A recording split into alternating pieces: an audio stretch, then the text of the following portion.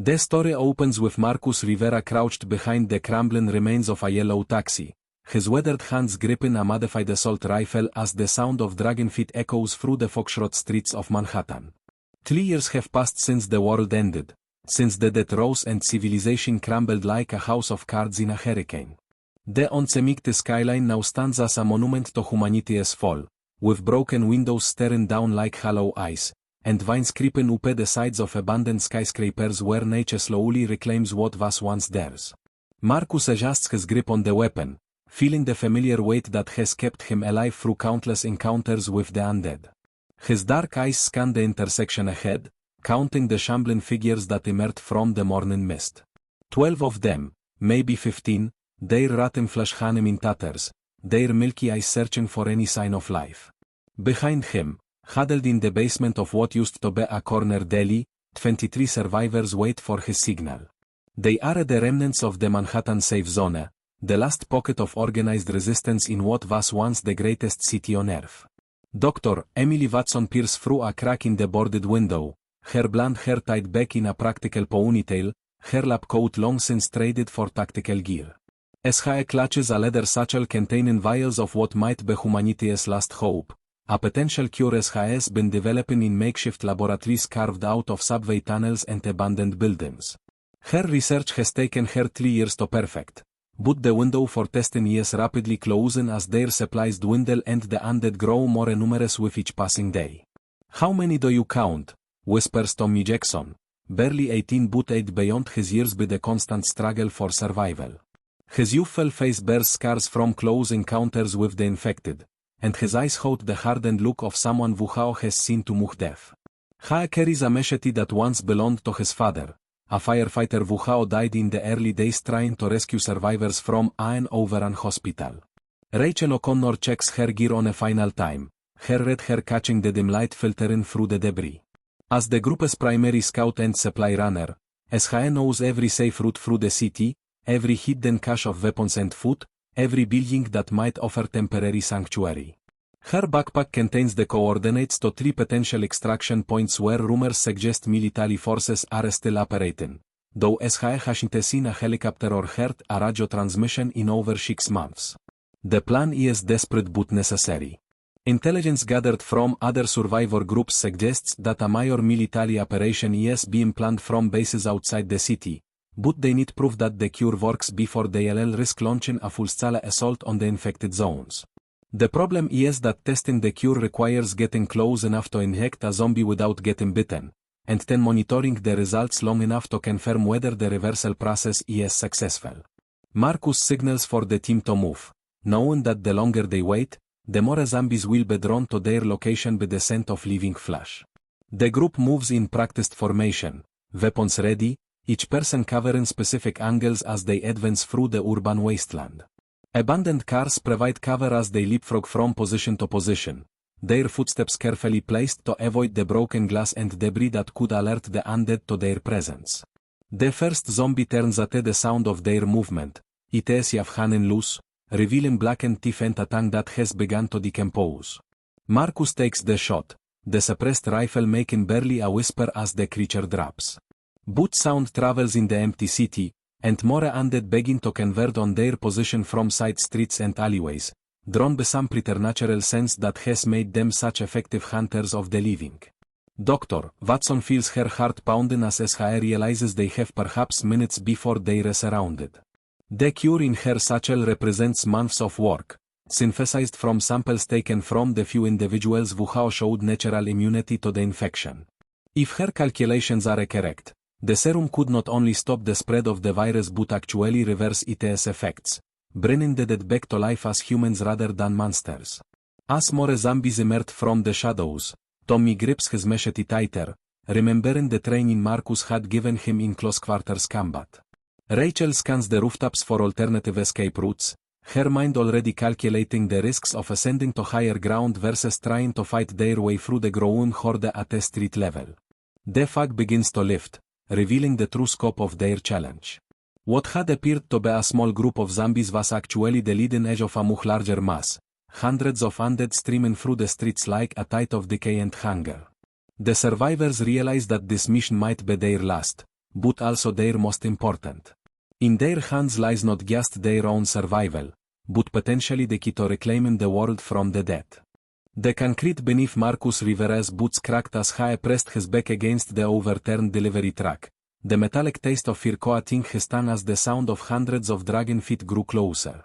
The morning sun had burned away the protective fog, leaving the survivors exposed in the middle of Broadway like actors on a deadly stage. Dr. Emily Watson clutched her satchel tighter, knowing that the vials inside represented humanity's only chance, while Tommy Jackson and Rachel O'Connor flanked their position, weapons raised toward the approaching horde. "We got maybe 2 minutes before they surround us completely," Rachel whispered, her green eyes scanning the rooftops for any possible escape route. Her experience as a scout had taught her to read the city's rhythm, to understand how the undead moved through the urban landscape like water finding the path of least resistance. The zombies weren't just wandering aimlessly anymore. They seemed to be coordinating their approach, cutting off potential exit routes with an intelligence that chilled her to the bone. Marcus made the decision that would haunt him for weeks to come. "Jackson, O'Connor, you take the doctor and head for the subway entrance on 42 Andy Street. I'll create a distraction and meet you at the rendezvous point." His voice carried the authority of his military training, but Tommy could see the doubt flickering in the older man's eyes. They all knew that splitting up in zombie-infested territory was often a death sentence, but staying together guaranteed that none of them would survive the next 10 minutes. "Doctor," Watson shook her head firmly, her scientific mind racing through the probabilities. "Marcus, we need you alive. You're the only one who knows the route to the extraction point. If we lose you, this cure never makes it out of the city." As he pulled one of the vials from her satchel, the clear liquid inside seemed to glow with promise. "But if we can test this on one of them and confirm it works, we can radio the results to the outside bases even if we don't make it." The sound of shattering glass echoed from above as zombies began pouring out of the broken windows of surrounding buildings, their bodies hitting the pavement with sickening thuds but immediately rising again, unaffected by injuries that would cripple or kill a living person. Tommy gripped his machete, remembering his father's words about Carrie not being the absence of fear, but action in spite of it. The teenager had grown up fast in this apocalyptic world, but nothing had prepared him for the sight of so many undead converging on their position. "There." Rachel pointed to a lone zombie that had become separated from the main group, a former office worker whose business suit hung in tatters, revealing the grey-green flesh beneath. "If we can take that on alive and inject it, we'll know within minutes if the cure works." As he was already moving, her tactical knife gleaming as he calculated the approach that would minimize noise while maximizing their chances of capture. The plan unfolded with military precision despite the chaos surrounding them. Marcus provided covering fire as Rachel sprinted across the debris-strewn street, using a damaged taxi as a launching point to tackle the isolated zombie from behind. Tommy followed close behind, using zip ties they salvaged from a construction site to bind the creature's arms while avoiding its snapping yaws. The zombie's milky eyes rolled frantically as it struggled against its restraints, producing the low moaning sound that could attract others of its kind. "Doctor," Watson approached with the siren prepared, her hands steady despite the adrenaline coursing through her system. Years of magical training had taught her to remain calm under pressure, but injecting her life's work into a creature that wanted nothing more than to tear her throat out tested every ounce of her professional composure. The needle slid into the zombie's neck, delivering the experimental serum directly into what remained of its circulatory system. For 30 seconds, nothing happened. The zombie continued to strain against its bonds, its decomposing features twisted into an expression of eternal hunger. Then, gradually, something began to change. The milky film over its eyes started to clear, revealing traces of brown iris beneath.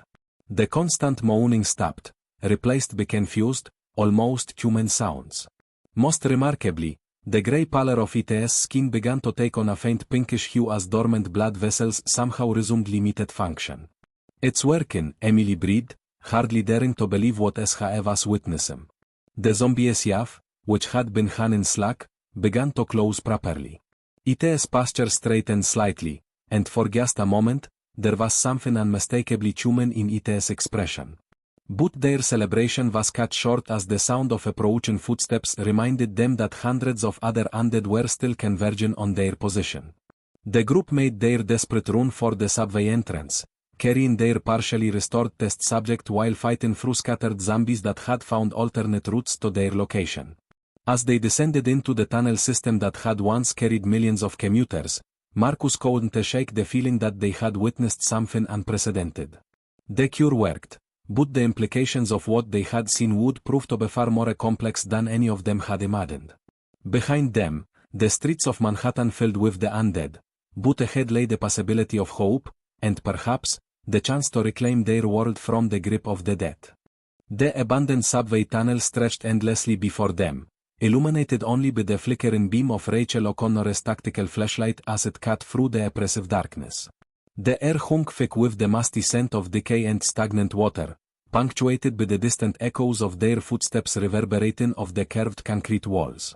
Marcus Rivera led the group deeper into the underground labyrinth, following coordinates he had memorized from a radio transmission 3 months earlier, coordinates that promised sanctuary but might deliver only death. Dr. Emily Watson walked carefully behind him, supporting their test subject, the partially cured zombie they had nicknamed David after the name tag still pinned to his tattered business suit. The transformation continued to amaze her scientific mind. David's eyes now tracked movement with obvious intelligence, and Hae had begun responding to simple commands, though Hae remained unable to speak. His skin had regained more color, and the characteristic shuffle of the undead had been replaced by an almost normal gait. Yet something unsettling lingered in his expression, as if the cure had awakened not just his humanity, but memories of what Hae had done during his time as owner of the infected. Tommy Jackson brought up at the rear, his machete ready as Hae constantly checked behind them for pursuing zombies. The teenager had grown quieter since witnessing the cure's effects, troubled by questions that had no easy answers.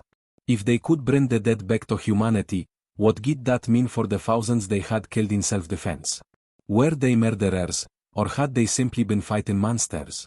The moral complexity of their situation weighed heavily on his young shoulders. The tunnel suddenly opened into a vast underground chamber that none of them had expected to find beneath the streets of New York. Emergency lighting bathed the space in an eerie red glow, revealing reinforced concrete walls lined with sophisticated equipment that hummed with electrical power. Armed soldiers in clean uniforms stepped from concealed positions, their weapons trained on the newcomers with professional precision.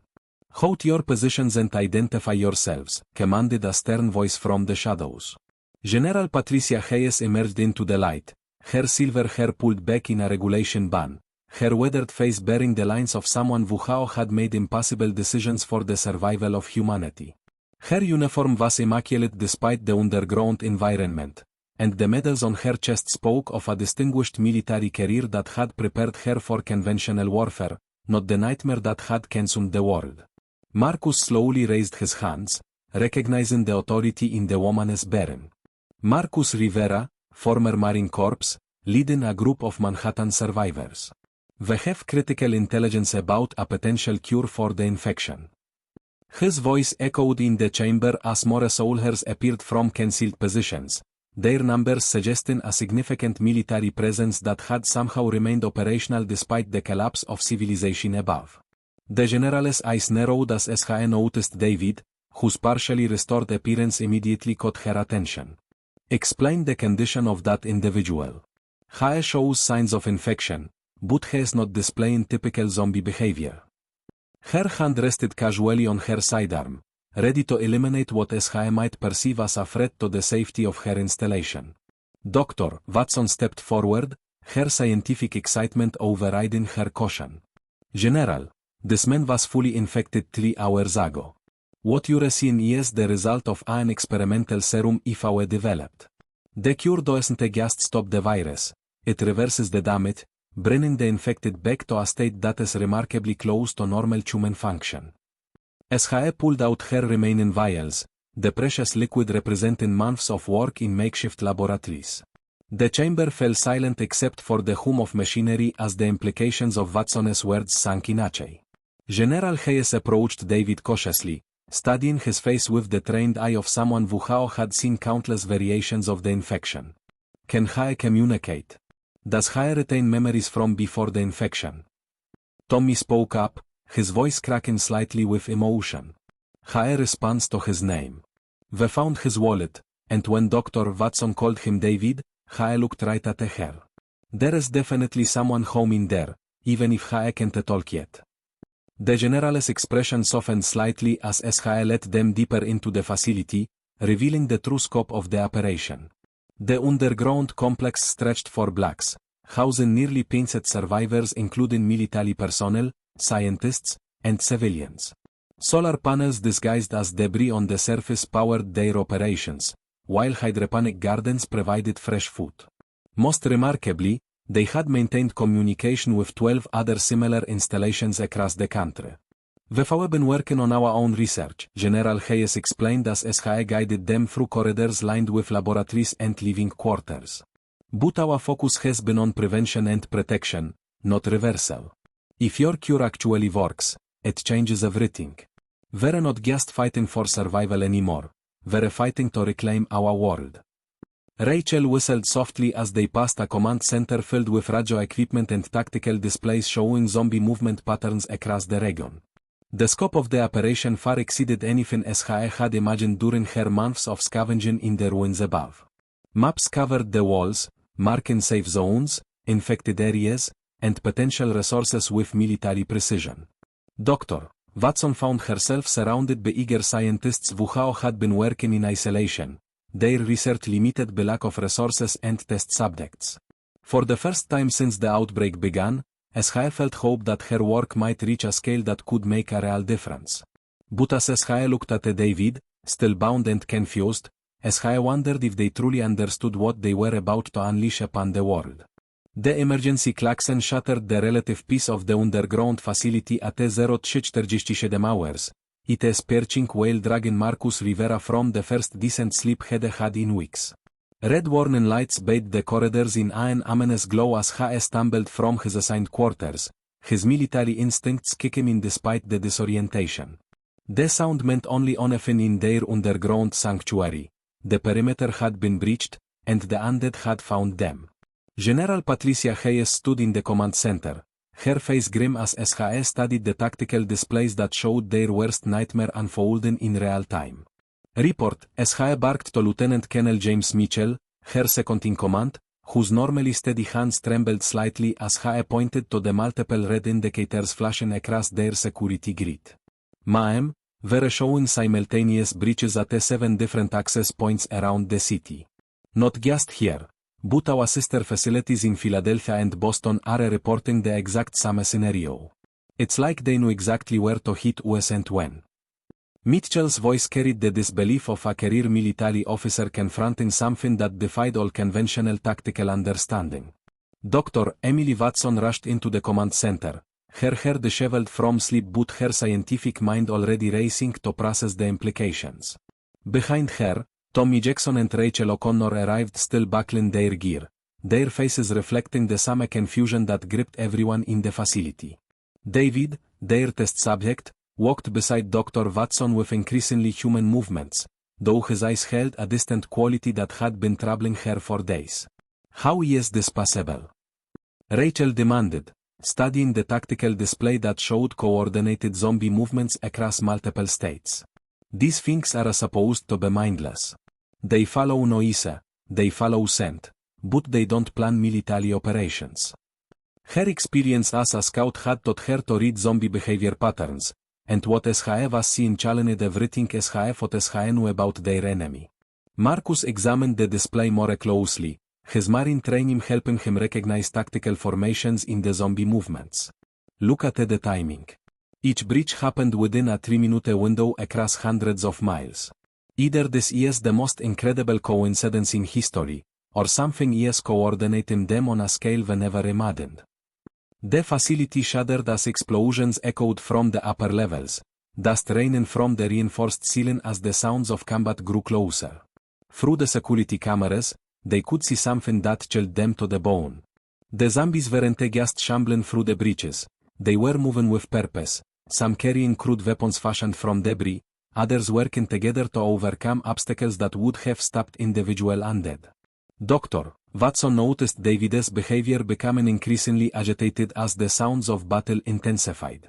His partially restored eyes were wide with what appeared to be recognition, and Hae kept turning toward the source of the noise as if hearing something the rest of them couldn't perceive. David, what is it? What do you hear? Hae asked gently, though Hae wasn't sure Hae could understand complex questions yet. To everyone's shock, David's mouth opened and a single word emerged, his voice hoarse and barely recognizable but unmistakably human, brother. The implications of that word hit the group like a physical blow. If David could sense other zombies, if there was some form of communication between them that the cure hadn't completely severed, then everything they thought they knew about the infection was wrong.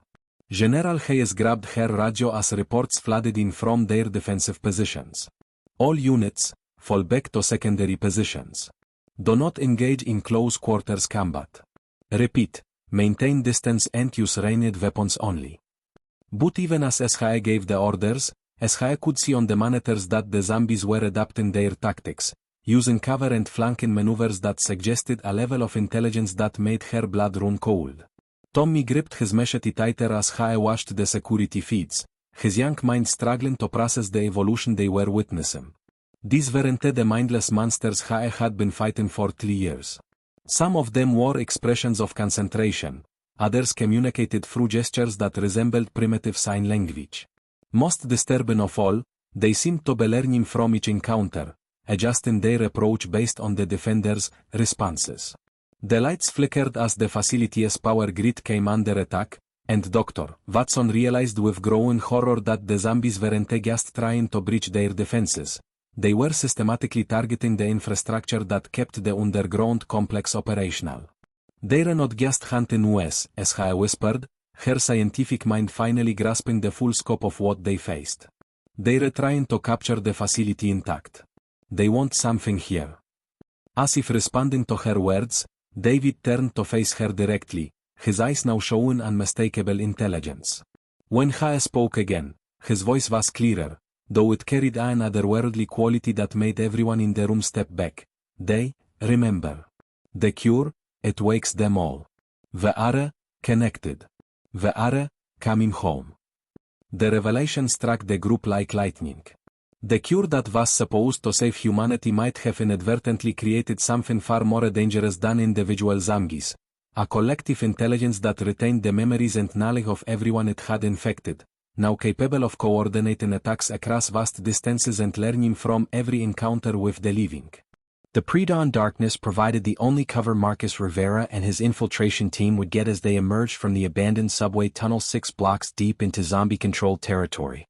48 hours had passed since the coordinated attacks on their facilities, and the intelligence they desperately needed could only be gathered by venturing into the heart of the infected zone. Rachel O'Connor moved beside him with the fluid grace of a predator, her modified crossbow ready for silent kills, while Tommy Jackson carried equipment that Dr. Emily Watson had insisted they needed to study the zombies' new behavioral patterns. Behind them, in the relative safety of the underground bunker, Dr. Watson worked frantically with a team of military scientists to understand David's revelation about the collective consciousness. The test subject had become increasingly articulate over the past 2 days, but his words painted a terrifying picture of what the cure had actually accomplished. Rather than simply reversing the infection, it had restored enough brain function to allow the zombies to access a shared network of memories and experiences that spanned every person who had ever been infected. Movement ahead, 2 blocks north, Rachel whispered into her throat microphone, her enhanced night vision scope revealing shapes that defied their previous understanding of zombie behavior.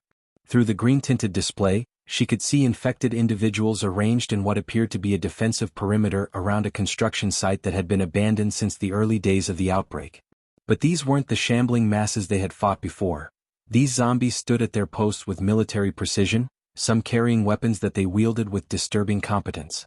Marcus studied the scene through his own scope, his marine training helping him identify patterns that chilled him to the bone. They're using overwatch positions and establishing fields of fire.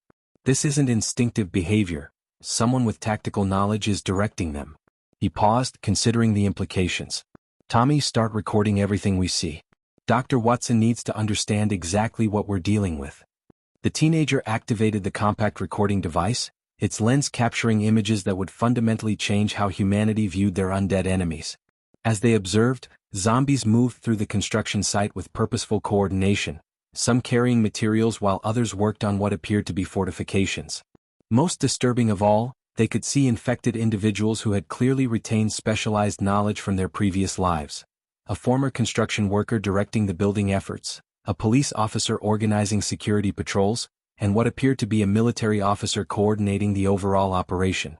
"This changes everything," Tommy breathed, his young mind struggling to process the tactical nightmare unfolding before them. "If they can retain professional skills and coordinate like this, how do we fight an enemy that learns from every encounter and never forgets?" Their observation was interrupted by a sound that made their blood freeze, clear, articulated human speech coming from the construction site. A zombie that had once been a woman in a business suit was addressing a group of infected, her words carrying across the night air with disturbing clarity.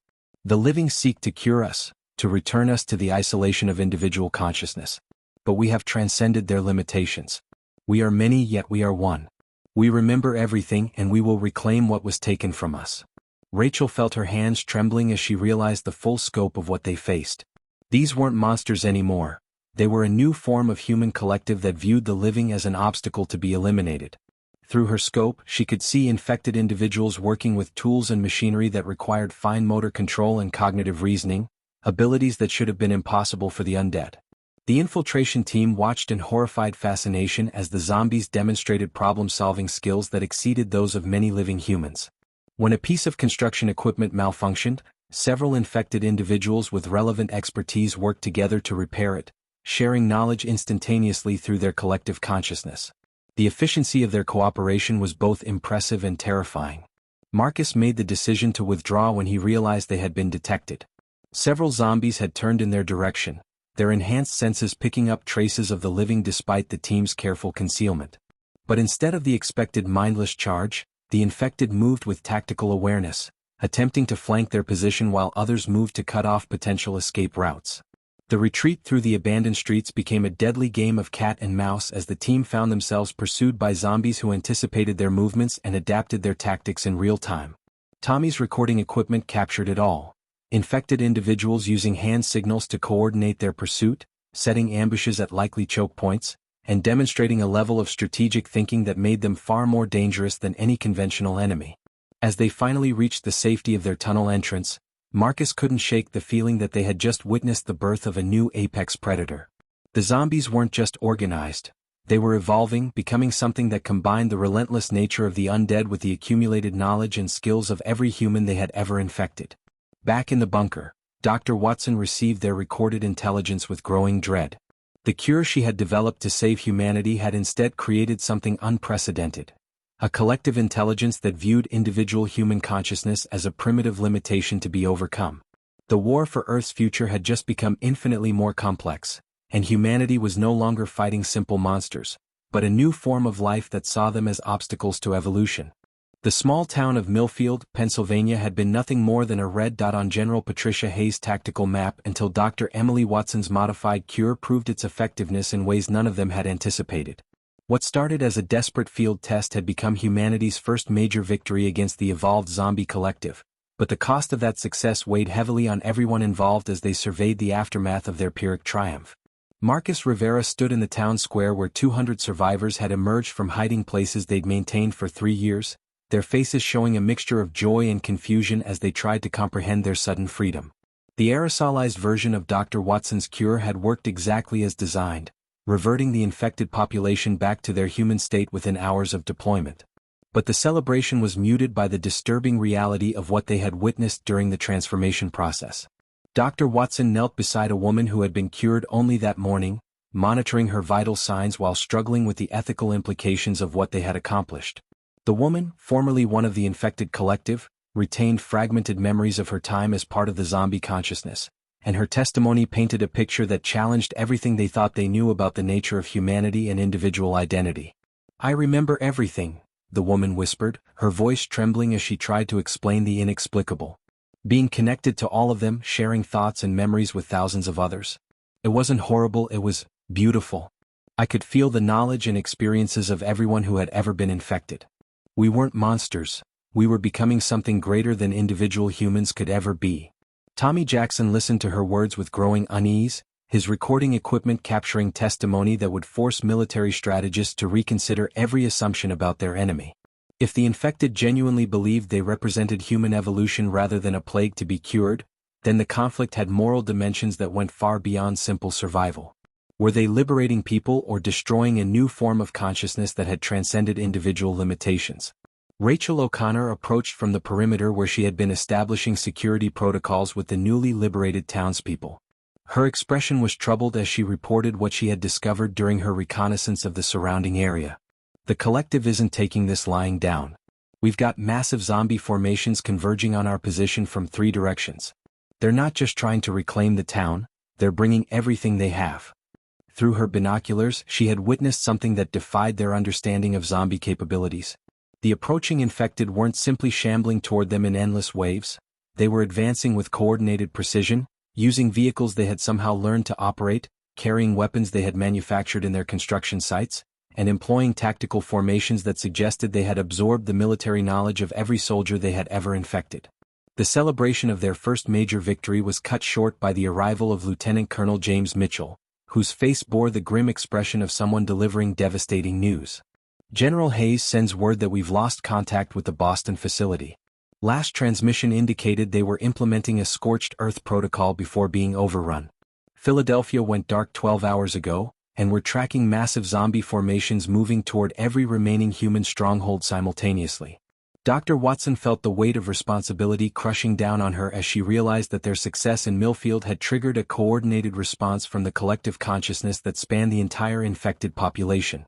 The cure that was supposed to save humanity had instead provoked a war of extinction between 2 fundamentally different forms of human existence. Marcus gathered his team as reports continued to arrive of zombie forces that moved with unprecedented organization and purpose. The collective had learned from every encounter, adapted to every human tactic, and was now bringing the full weight of their shared intelligence to bear against the remaining pockets of individual human consciousness. But there was something else in the reports that troubled him even more. Evidence of betrayal within their own ranks. Someone's been feeding information to the collective, he announced grimly, studying the tactical assessments that showed zombies anticipating human movements with impossible accuracy. They know our plans before we implement them, our weaknesses before we expose them. We have a leak, and it's someone with access to our highest-level strategic discussions. The revelation sent shock waves through the group as they realized that their enemy might not be limited to the obviously infected. The cure that restored human consciousness didn't necessarily restore human loyalty, and some of the recently cured individuals might still feel allegiance to the collective that had given them purpose and belonging they had never experienced as isolated individuals. As the sun set over Millfield, painting the sky in shades of red that seemed ominously appropriate, the survivors faced a terrible choice. They could continue trying to cure the infected and risk triggering an all-out war that might destroy both forms of human consciousness, or they could accept that humanity had split into 2 incompatible species and prepare for a conflict that would determine which version deserved to inherit the Earth. In the distance, the sound of approaching vehicles announced that the collective's response was imminent, and the small town that had represented hope for humanity's future was about to become the battleground where 2 visions of human evolution would clash in a struggle that would define the fate of consciousness itself. The underground bunker trembled with each impact as thousands of evolved zombies hammered against the reinforced blast doors, their coordinated assault threatening to breach humanity's last major stronghold. General Patricia Hayes stood in the command center watching her tactical displays flicker between red warnings as facility after facility went dark across the continent. The war between individual and collective human consciousness had reached its climax, and the outcome would determine which form of humanity would inherit the Earth. Marcus Rivera checked his ammunition for the 3rd time in 10 minutes, knowing that conventional weapons were proving increasingly ineffective against an enemy that learned from every engagement and adapted faster than military doctrine could evolve. Beside him, Rachel O'Connor studied the defensive positions through security monitors, her tactical mind working to find weaknesses in their own defenses before the collective consciousness could exploit them. Dr. Emily Watson worked frantically in her laboratory, surrounded by the remaining vials of cure that represented both humanity's greatest hope and its most dangerous weapon. The betrayal they had suspected was confirmed when David, their test subject, had revealed the truth about the collective's intelligence network. Some of the recently cured individuals retained enough connection to the zombie consciousness to serve as unwitting spies, feeding tactical information to their former collective without even realizing they were doing so. Dr. "We need that weaponized cure ready now," Tommy Jackson called from his position monitoring the facility's defensive systems. The teenager had grown into a capable soldier over the months of conflict, but his voice carried the strain of someone who had seen too much death and destruction. Through the monitors, he watched zombie forces that moved with military precision, using captured human equipment and displaying tactical knowledge that surpassed many living commanders. The blast doors shuddered under a coordinated explosive assault that sent shock waves through the entire facility. But what emerged from the smoke wasn't the mindless horde they had fought for years. It was a carefully organized force led by infected individuals who had once been military officers, engineers and scientists. They advanced with covering fire, established defensive positions, and demonstrated a level of strategic thinking that made conventional defense almost impossible. At the head of the assault force stood a figure that made everyone in the command center freeze with recognition and horror. Colonel Sarah Martinez had been General Hayes' most trusted advisor before the outbreak, a brilliant tactical mind who had helped design many of their defensive protocols. Now she led the zombie collective's assault with all of her military expertise intact, her pale eyes holding an intelligence that was simultaneously familiar and utterly alien. "Patricia," Colonel Martinez's voice came through the facility's communication system, her words carrying the authority she had wielded in life but inflected with something that spoke for the collective consciousness. "You're fighting evolution itself. We offer unity, shared knowledge, freedom from the isolation that has plagued humanity since consciousness began. Why do you cling to the primitive notion of individual identity when we can offer so much more?" General Hayes gripped the microphone with hands that trembled with rage and grief as she responded to her former friend. "Because being human means more than just sharing information, Sarah. It means making individual choices even when they're wrong. It means the right to be alone with our own thoughts and dreams." The philosophical debate was interrupted by explosions that rocked the facility as zombie forces began systematically targeting the bunker's life support systems. Unlike their previous mindless attacks, this assault was designed to capture the facility intact while forcing the defenders to surrender or suffocate. The collective wanted their research, their cure, and their knowledge to add to its ever-growing repository of human experience. Dr. Watson made the decision that would haunt her for the rest of her life. Instead of using the cure to restore the attacking zombies to individual consciousness, she modified it into an aerosol weapon that would disrupt the collective's shared network, severing the connections that allowed them to coordinate their actions. It wouldn't cure them, but it would reduce them to isolated individuals again, breaking the unity that made them so dangerous. Marcus led the counterattack as the weaponized cure was deployed through the facility's ventilation system, watching through gas masks as the coordinated zombie assault suddenly dissolved into confused individual actions. But the victory came at a terrible cost. They could hear the screams of the infected as their shared consciousness was torn away, leaving them isolated and afraid for the first time in years. Tommy recorded it all, capturing the moment when Colonel Martinez's face showed recognition of what had been done to her and her people. The intelligence faded from her eyes, replaced by the confused terror of someone who had been stripped of a fundamental part of their identity. She reached out toward the bunker's entrance, not with the hunger of a zombie, but with the desperate longing of someone who had lost everything that made existence meaningful. The immediate battle was won, but Dr. Watson realized they had committed an act that might be considered genocide against a new form of consciousness.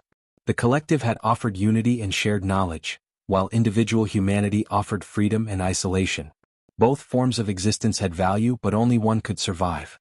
As the dust settled and the last of the disconnected zombies wandered away in confusion, the survivors faced the terrible realization that they had not saved humanity but had instead destroyed something that might have been its natural evolution. 6 months after the Battle of the Bunker, as historians would later call it, Marcus Rivera stood on the observation deck of the newly constructed Memorial Tower, watching the sun rise over a world that bore little resemblance to the one that had existed before the outbreak. The scattered zombie hordes that remained wandered aimlessly through abandoned cities, their collective consciousness severed, leaving them as isolated individuals struggling with memories of unity they could no longer comprehend or reclaim. Dr. Emily Watson approached from behind, her footsteps echoing in the quiet morning air as she joined him at the reinforced windows that looked out over the sprawling refugee camps that had become the foundation of humanity's rebuilt civilization. In her hands, she carried a tablet displaying the latest reports from recovery teams across the continent, statistics that told the story of a species learning to live again after nearly destroying itself in the pursuit of survival. The latest count shows we've successfully integrated over 200,000 former collective members into the settlement programs, she reported, though her voice carried none of the triumph such numbers should have warranted. Most retain their enhanced cognitive abilities and technical knowledge, but without the shared consciousness that made them so dangerous. They're essentially superintelligent humans with fragmented memories of a time when they were part of something greater. Tommy Jackson emerged from the stairwell, now wearing the uniform of the New World Security Force, his young face bearing the weathered look of someone who had seen civilization die and be reborn. At 21, he commanded a regiment of both traditional humans and reformed collective members, proving that cooperation between the two groups was not only possible but essential for humanity's continued survival. The integration isn't without problems, he admitted, consulting his own reports about the ongoing challenges of building a society that included both individual and formerly collective humans. Some of the reformed members suffer from what the psychologists are calling unity withdrawal syndrome. They remember being part of something magnificent and feel isolated in ways that individual humans can't fully understand. Rachel O'Connor joined them, her role as Director of External Relations keeping her constantly busy as she coordinated with the dozens of survivor communities that had emerged from hiding places across the globe. Her red hair was now streaked with premature gray, testament to the stress of helping forge a new world order from the ashes of the old one. We've received confirmation that the European settlements have successfully implemented the Modified Integration Protocol, she announced, referencing the diplomatic framework that had been developed to handle contact between communities of purely individual humans and those that included reformed collective members. The Australian delegation reports similar success, though they're still dealing with resistance from pure human supremacist groups who refuse to accept the reformed members as truly human. General Patricia Hayes materialized from the elevator, her military bearing unchanged despite the fact that her role had evolved from commanding resistance forces to overseeing the reconstruction of governmental institutions. The weight of the decisions she had made during the war showed in the new lines around her eyes, but her voice remained steady as she delivered her daily briefing. The Global Council has reached a consensus on the Consciousness Accords, she announced, referring to the international treaty that would govern the rights and responsibilities of both traditional humans and reformed collective members. Every surviving nation has agreed that both forms of consciousness represent valid expressions of human evolution, and that discrimination based on cognitive origin will be considered a crime against humanity. Dr. Watson smiled sadly as she remembered David, their first test subject, who had become one of the most effective advocates for peaceful coexistence between the two groups. His unique perspective as someone who had experienced both individual and collective consciousness made him invaluable in helping others understand that the war had not been between good and evil, but between two different approaches to what it meant to be human. The memorial wall visible from their observation point bore the names of millions who had died during the outbreak and the subsequent war, but it also included a controversial section dedicated to the collective consciousness that had been destroyed. Many viewed it as honoring the enemy, but Dr. Watson had insisted that they acknowledge what had been lost when they severed the connections that had united the infected. "Do you think we made the right choice?" Tommy asked, voicing the question that haunted all of them as they watched children playing in the camps below, some the offspring of traditional humans, others born to reformed collective members who were learning to raise individuals rather than adding new minds to a shared consciousness. Marcus considered the question that had no easy answer. The world they had saved bore scars that might never heal, populated by people who would forever wonder what they might have become if evolution had been allowed to take its course. But it was also a world where choice still mattered, where individual dreams could flourish alongside collective achievements. "We chose to preserve the right to choose," he finally replied, watching as the morning sun illuminated a world where humanity had learned that survival sometimes required destroying the very thing you were trying to save. Whether that was right or wrong, future generations will have to decide for themselves. At least now they'll have the freedom to make that choice as individuals, even if some of them might choose to find new ways to unite. The dawn of the new world brought not certainty but possibility, and perhaps that was the most human outcome of all.